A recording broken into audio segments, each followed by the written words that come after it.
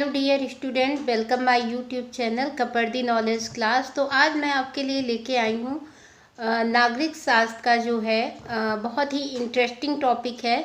संसद में जो सदनों के सत्र और बैठकें होती हैं उनके बारे में आज हम जानेंगे कि संसद में जो सदन होते हैं और उसके जो सत्र होते हैं और जो बैठकें होती हैं यानी कि मीटिंग्स होती हैं वो कैसी होती हैं, क्या होती हैं, इनके बारे में आज हम जानकारी लेकर आए हैं।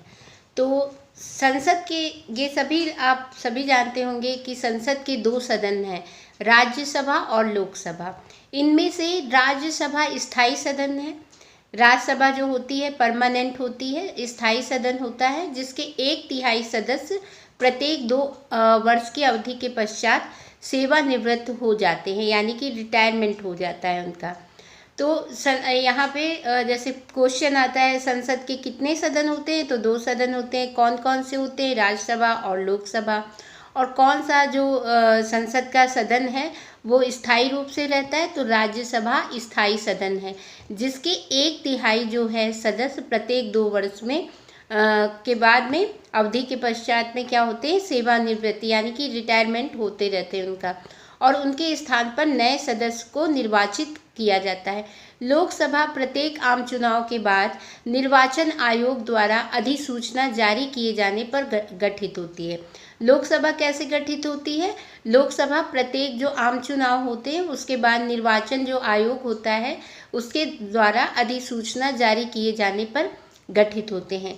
लोकसभा की प्रथम बैठक तब होती है जब इसके नवनिर्वाचित सदस्य इसकी मतलब पहली बैठक जैसे पूछा जाए कि लोकसभा की प्रथम बैठक कब होती है, तो जब इसके नवनिर्वाचित सदस्य जो नए नए निर्वाचित सदस्य होते हैं जिनका सिलेक्शन होता है, निर्वाचित किए जाते हैं, जनता द्वारा चुने जाते हैं, तो उन सदस्यों नवनिर्वाचित जो सदस्य होते हैं वो भारत के संविधान के प्रति सच्ची श्रद्धा और निष्ठा रखने के लिए, भारत की प्रभुता और अखंडता अक्षुण्ण रखने के लिए और संसद सदस्य के कर्तव्यों का श्रद्धापूर्वक निर्वहन करने के लिए निर्धारित शपथ लेने या प्रतिज्ञान करने के प्रयोजन से प्रथम बार समवेत होते हैं। समवेत मतलब शामिल होते हैं।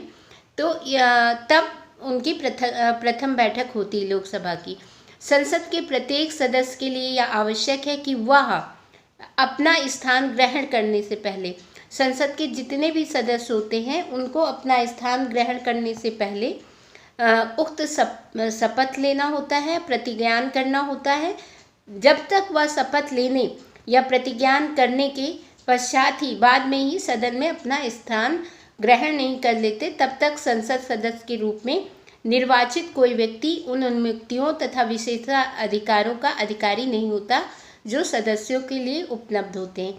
जैसे लोकसभा के जो सदस्य होते हैं तब तक वो अपने स्थान पर नहीं बैठते हैं और ना उनको कोई विशेषाधिकार या कोई उनकी जो उन्मुक्तियां हैं वो नहीं तब तक उसके अधिकारी नहीं होते हैं जब तक कि वो शपथ ग्रहण नहीं कर लेते, प्रतिज्ञान नहीं कर लेते हैं तब तक है, और ना ही उनको मतदान करने और कार्यवाही में भाग लेने का अधिकार उसे प्राप्त होता है। ये तो इस संसद के बारे में थोड़ी सी जानकारी थी। इंट्रोडक्शन सेक्शन में हमने बताया कि संसद के 2 सदन होते हैं, राज्यसभा और लोकसभा। राज्यसभा स्थायी सदन होता है और लोकसभा आम चुनाव जो होते हैं उसमें नवनिर्वाचित होते हैं और निर्वाचन आयोग के द्वारा अधिसूचना जारी किए जाने पर गठित होते हैं, और वो तब तक विशेषाधिकारों और उन्मुक्तियों के अधिकारी नहीं होते जब तक कि वो शपथ या प्रतिज्ञान नहीं ले लेते। ना उनको मतदान देने का अधिकार होता है और ना वो कोई कार्यवाही में भाग लेने का उन्हें अधिकार होता है। अब यहाँ पे हम बात करेंगे सदनों को बैठक के लिए आमंत्रित करना। अब यहाँ हमने ऊपर जैसा कि बताया कि 2 सदन होते हैं आपके, राज्यसभा और लोकसभा। तो इनको जो है बीच में बैठकें होती हैं, उसके लिए कैसे आमंत्रित किया जाता है, कैसे बुलाया जाता है, ये हम यहाँ पे जानेंगे। राष्ट्रपति समय समय पर संसद के प्रत्येक जो राष्ट्रपति होता है वो समय समय पर संसद के प्रत्येक सदन को बैठक के लिए आमंत्रित करता है। यहाँ पे आपका क्वेश्चन बनता है कि सदन की बैठक कौन आमंत्रित करता है, तो आपका आंसर होगा राष्ट्रपति। राष्ट्रपति जो होता है संसद की सदन की बैठकें जो है आमंत्रित करता है, बैठक के लिए आमंत्रित करता है। प्रत्येक सत्र या अधिवेशन की अंतिम तिथि के बाद राष्ट्रपति को 6 मास के भीतर आगामी अधिवेशन के लिए सदनों को बैठक के लिए आमंत्रित करना होता है। अब यहाँ पे अगला क्वेश्चन आपका बनता है कि जो सत्र होते हैं, एक सत्र से दूसरे सत्र के बीच में कितना समय अंतराल होना चाहिए या कितनी गैपिंग होनी चाहिए। तो 6 मास के अंदर यानी कि 6 महीने के अंदर आगामी नया अधिवेशन के लिए सदनों को बैठक के लिए आमंत्रित करना होता है। यद्यपि सदनों को बैठक के लिए आमंत्रित करने की शक्ति राष्ट्रपति में निहित है। देखिए, सदनों की बैठक को बुलाने के लिए यानी कि आमंत्रित करने की शक्ति किसके पास है, किसके पास पावर है, तो प्रेसिडेंट यानी कि राष्ट्रपति के पास है। फिर भी व्यवहार में इस आशय के प्रस्ताव की पहल सरकार द्वारा की जाती है, लेकिन फिर भी इसकी पहल कौन करता है, सरकार द्वारा, जो भी वर्तमान में गवर्नमेंट होती है वो करती है। संसदीय कार्य विभाग अधिवेशन के प्रारंभ की प्रस्तावित तिथि की और उसकी अवधि की सूचना राज्यसभा और लोकसभा के महासचिवों को देता है। जो संसदीय कार्य विभाग होता है वो अधिवेशन का जो प्रारंभ होने की प्रस्तावित तिथि होती है, जो प्रस्तावित तिथि का मतलब जो निर्धारित की जाती है, उसकी अवधि की सूचना राज्यसभा और लोकसभा के महासचिवों को दे दी जाती। जो लोकसभा और राज्यसभा का महासचिव होता है उनको प्रस्तावित तिथि की जानकारी दे दी जाती है। राज्यसभा का सभापति और लोकसभा का अध्यक्ष, राज्यसभा का सभापति होता है और लोकसभा का अध्यक्ष जब उस प्रस्ताव पर सहमत हो जाते, पहले जो प्रस्तावित तिथि होती है, जो मतलब तिथि निर्धारित की जाती है तो महासचिवों को दी जाती है, और जब दोनों लोग मतलब सभापति और लोकसभा का अध्यक्ष उस प्रस्ताव पर सहमत हो जाते हैं, एग्री हो जाते हैं, तो दोनों सदनों के महासचिव उल्लेखित तिथि, जो भी मतलब तिथि दी गई है, उस समय पर सदनों को बैठक के लिए आमंत्रित करने के लिए राष्ट्रपति के आदेश प्राप्त करते हैं। वे राष्ट्रपति के आदेश को असाधारण राजपत्र में अधिसूचित करते हैं, उस बारे में विज्ञप्ति जारी करते हैं। तत्पश्चात यानी कि उसके बाद में महासचिव प्रत्येक सदन को आमंत्रण भेजते हैं। अब संसद के जो सत्र होते हैं, ये तो हो गई बैठकों की बात। अब जो संसद के सत्र होते हैं वो कैसे होते हैं। सामान्यतया प्रतिवर्ष संसद के 3 सत्र या अधिवेशन होते हैं। कितने सत्र होते हैं संसद के, तो क्वेश्चन अगर आता है कि सामान्यतः प्रतिवर्ष संसद के कितने सत्र होते हैं, तो 3 सत्र या अधिवेशन होते हैं। यथा बजट अधिवेशन, जो बजट अधिवेशन होता है वो फरवरी और मई के बीच में, वर्षाकालीन अधिवेशन और शीतकालीन अधिवेशन। तो पहले हम यहाँ बता दें कितने अधिवेशन होते हैं। 3 सत्र या अधिवेशन होते हैं, बजट अधिवेशन, वर्षाकालीन अधिवेशन और शीतकालीन अधिवेशन। बजट अधिवेशन आपका फरवरी मई के बीच में होता है, और वर्षाकालीन अधिवेशन आपका जुलाई से सितंबर, और शीतकालीन अधिवेशन नवंबर से दिसंबर। किंतु राज्यसभा के मामले में बजट अधिवेशन को 2 अधिवेशनों में विभाजित किया गया है। लेकिन जो आपका बजट अधिवेशन है उसको 2 अधिवेशनों में विभाजित कर दिया गया है, यानी कि डिवाइड कर दिया गया, बांट दिया गया है।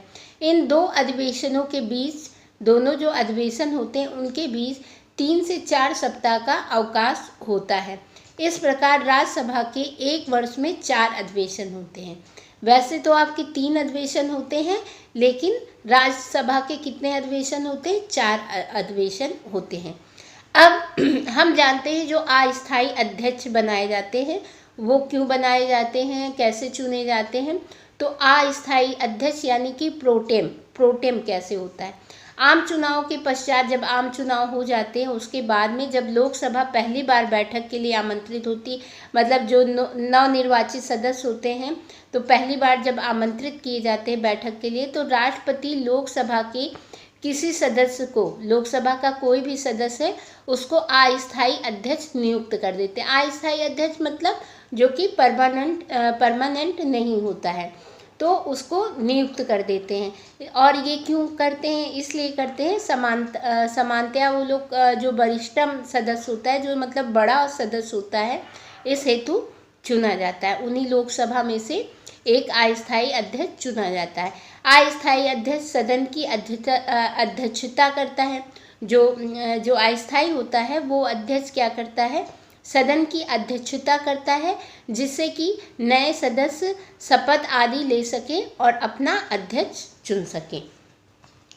तो अगर क्वेश्चन आता है कि अस्थाई अध्यक्ष कौन चुनता है, तो राष्ट्रपति चुनता है, और ये अस्थाई होते हैं और इनको जो इसलिए नियुक्त किया जाता है जिससे कि जो नए सदस्य हैं वो शपथ ग्रहण कर सकें, शपथ आदि ले सकें और अपना अध्यक्ष चुन सके। इसलिए अब राष्ट्रपति का अभिभाषण क्या होता है, कैसे राष्ट्रपति अभिभाषण करते हैं, क्या होता है राष्ट्रपति का अभिभाषण क्या है। तो जो नवनिर्वाचित सदस्यों द्वारा शपथ लिए जाने या प्रतिज्ञान किए जाने और अध्यक्ष के लिए चुने जाने के पश्चात, देखो जो नवनिर्वाचित सदस्य होते हैं, जो लोकसभा के नवनिर्वाचित सदस्य होते हैं, उनके द्वारा जो शपथ लिया जाता है या प्रतिज्ञान किया जाता है, तो अध्यक्ष के चुन लिए जाने के बाद ये सारी चीज़ें हो जाती हैं। जब अध्यक्ष चुन लिए, शपथ ले लेते हैं, सब लोग प्रतिज्ञान कर लेते हैं और नया अध्यक्ष चुन लिया जाता है, उसके बाद में राष्ट्रपति संसद भवन के सेंट्रल हॉल में, जो संसद भवन है तो उसके सेंट्रल हॉल में एक साथ समवेत संसद के दोनों सदनों के समक्ष अभिभाषण करता है। एक साथ लोकसभा और राज्यसभा दोनों सदन वहाँ होते हैं, उनके समक्ष, उनके सामने अभिभाषण करता है। राष्ट्रपति प्रत्येक वर्ष के प्रथम अधिवेशन के प्रारंभ में भी एक साथ समवेत दोनों सदनों के समक्ष अभिभाषण करता है। ये है कि जो राष्ट्रपति का अभिभाषण होता है वो बहुत महत्वपूर्ण अवसर होता है।